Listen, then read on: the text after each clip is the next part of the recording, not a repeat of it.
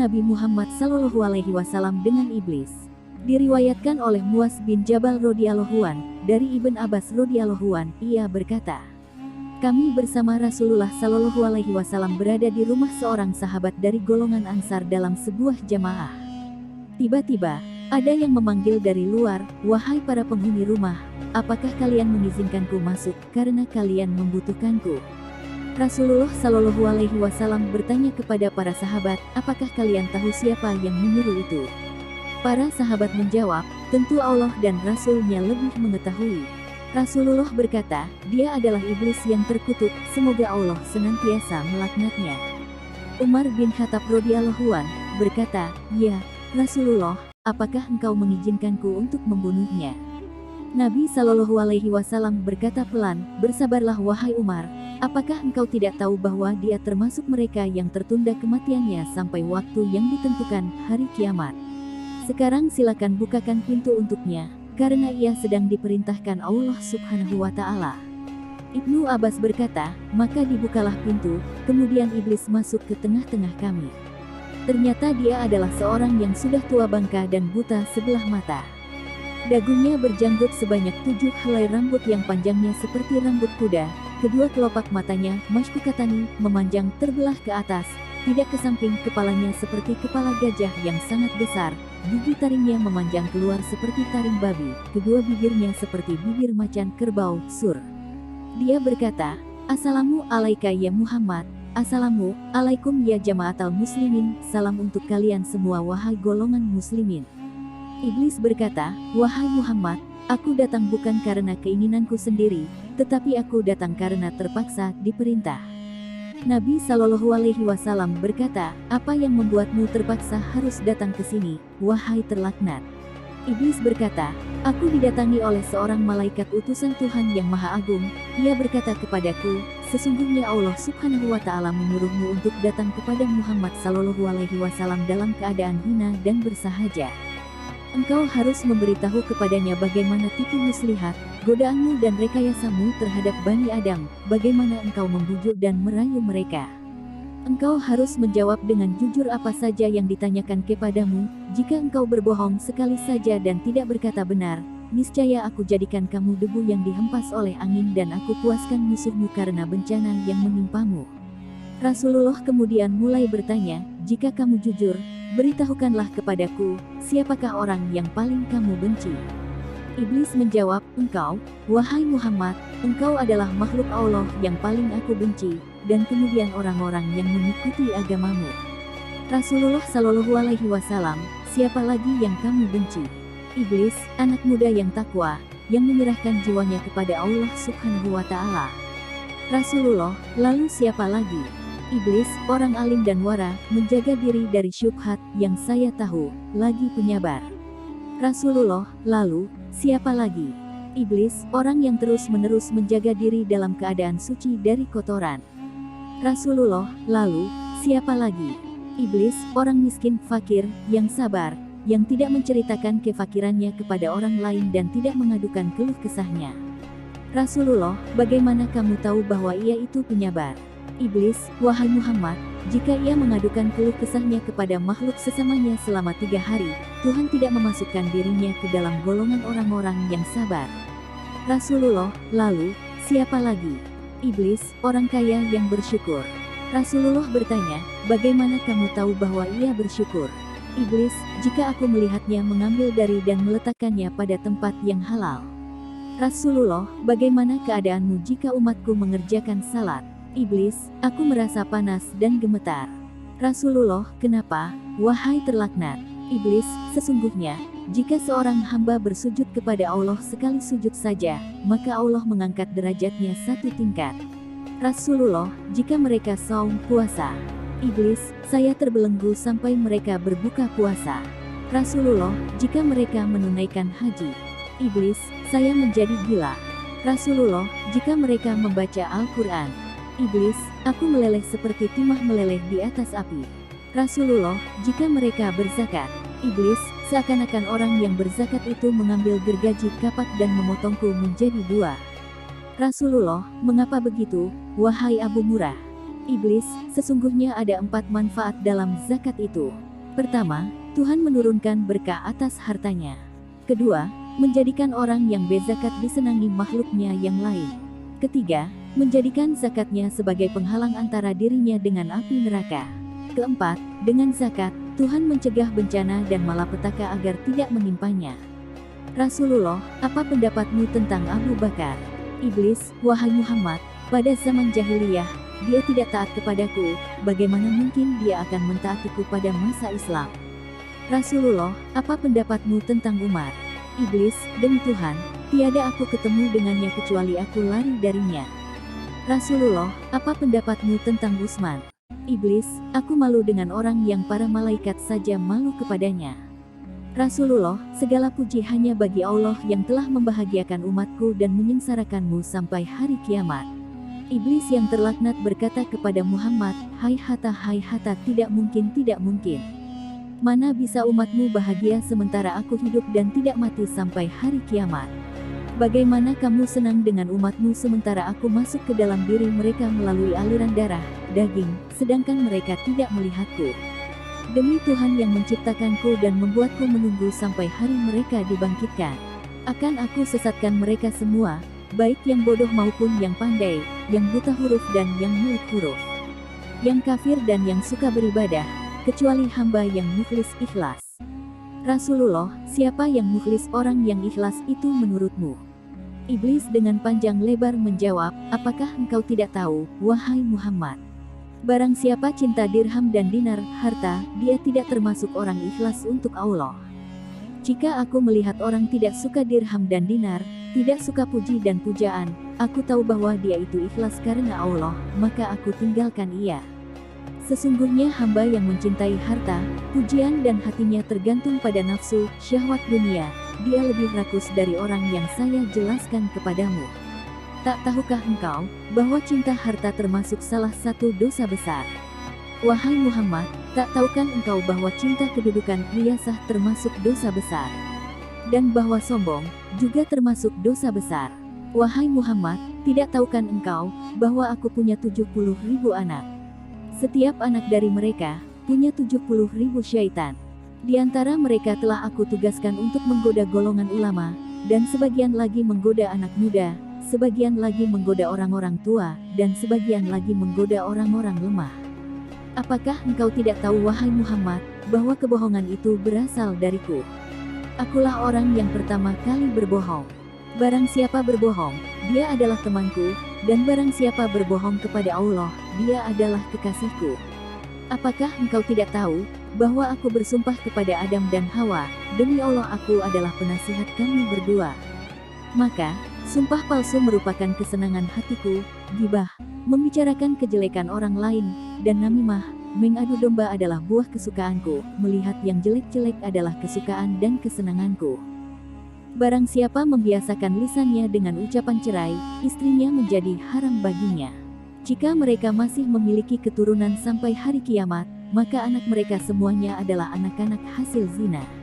Mereka masuk neraka hanya karena satu kata saja. Wahai Muhammad, sesungguhnya di antara umatmu ada yang mengakhirkan salat barang 1-2 jam. Setiap kali mau salat, aku temani dia dan aku goda dia. Kemudian aku katakan kepadanya, masih ada waktu, sementara engkau sibuk. Sehingga dia mengakhirkan salatnya dan mengerjakannya tidak pada waktunya, maka Tuhan memukul wajahnya. Jika ia menang atasku, maka aku kirim satu syaitan yang membuatnya lupa waktu salat. Jika ia menang atasku, aku tinggalkan dia sampai ketika mengerjakan salat aku katakan kepadanya, lihatlah kiri kanan, lalu ia menengok. Saat itu aku usap wajahnya dengan tanganku dan aku cium antara kedua matanya dan aku katakan kepadanya, aku telah menyuruh apa yang tidak baik selamanya. Dan engkau sendiri tahu wahai Muhammad, siapa yang sering menoleh dalam salatnya, Allah akan memukul wajahnya. Jika ia menang atasku dalam hal salat, ketika salat sendirian, aku perintahkan dia untuk tergesa-gesa. Maka ia mencucuk salat seperti ayam mematuk biji-bijian dengan tergesa-gesa. Jika ia menang atasku, maka ketika salat berjamaah aku cambuk dia dengan lijam, cambuk lalu aku angkat kepalanya sebelum imam mengangkat kepalanya. Aku letakkan ia hingga mendahului imam. Kamu tahu bahwa siapa yang melakukan itu, batallah salatnya dan Allah akan mengganti kepalanya dengan kepala keledai pada hari kiamat nanti. Jika ia masih menang atasku, aku perintahkan dia untuk mengacungkan jari-jarinya ketika salat sehingga dia mensucikan aku ketika ia sholat. Jika ia masih menang, aku tiup hidungnya sampai dia menguap. Jika ia tidak menaruh tangan di mulutnya, syaitan masuk ke dalam perutnya dan dengan begitu ia bertambah rakus di dunia dan cinta dunia. Dia menjadi pendengar kami yang setia. Bagaimana umatmu bahagia sementara aku menyuruh orang miskin untuk meninggalkan salat? Aku katakan kepadanya, salat tidak wajib atasmu. Salat hanya diwajibkan atas orang-orang yang mendapatkan nikmat dari Allah.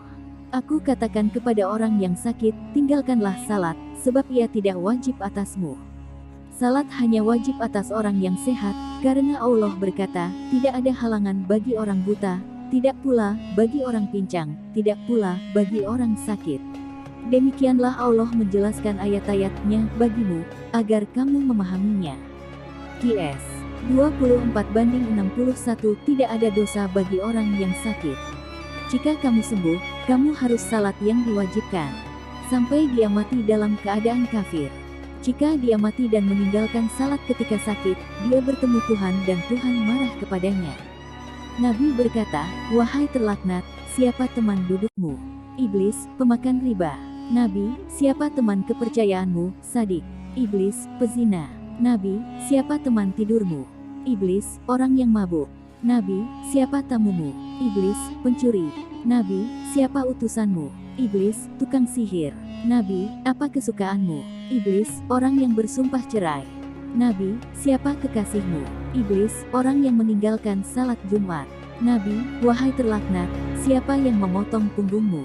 Iblis, ringkikan kuda untuk berperang di jalan Allah. Nabi, apa yang melelehkan badanmu? Iblis, tobatnya orang yang bertaubat. Nabi, apa yang menggosongkan, membuat panas hatimu? Iblis, istighfar yang banyak kepada Allah siang malam. Nabi, apa yang memuramkan wajahmu, membuat merasa malu dan hina? Iblis, zakat secara sembunyi-sembunyi. Nabi, apa yang membutakan matamu? Iblis, salat di waktu sahur menjelang subuh. Nabi, apa yang memukul kepalamu? Iblis, memperbanyak salat berjamaah. Nabi, siapa yang paling bisa membahagiakanmu? Iblis, orang yang sengaja meninggalkan salat. Nabi, siapa manusia yang paling sengsara celaka menurutmu? Iblis, orang kikir pelit. Nabi, siapa yang paling menyita pekerjaanmu, menyibukkanmu? Iblis, majelis-majelis ulama. Nabi, bagaimana kamu makan? Iblis, dengan tangan kiriku dan dengan jari-jariku. Nabi, di mana kamu lindungkan anak-anakmu ketika panas? Iblis, di balik kuku-kuku manusia. Setiap harta yang tidak dikeluarkan zakatnya maka saya ikut memakannya. Saya juga ikut makan makanan yang bercampur riba dan haram serta segala harta yang tidak dimohonkan perlindungan kepada Allah dari setan yang terkutuk. Setiap orang yang tidak memohon perlindungan kepada Allah dari syaitan ketika bersetubuh dengan istrinya maka syaitan akan ikut bersetubuh. Akhirnya melahirkan anak yang mendengar dan taat kepadaku. Begitu pula orang yang naik kendaraan dengan maksud mencari penghasilan yang tidak dihalalkan, maka saya adalah temannya. Saya memohon kepadanya agar saya punya rumah, maka rumahku adalah kamar mandi. Saya memohon agar saya punya masjid, akhirnya pasar menjadi masjidku. Aku memohon agar saya punya Al-Quran, maka syair adalah Al-Quranku. Saya memohon agar punya azan, maka trompet adalah panggilan azanku. Saya memohon agar saya punya tempat tidur, maka orang-orang mabuk adalah tempat tidurku. Saya memohon agar saya punya teman-teman yang menolongku, maka kelompok Al-Qadariyah menjadi teman-teman yang membantuku.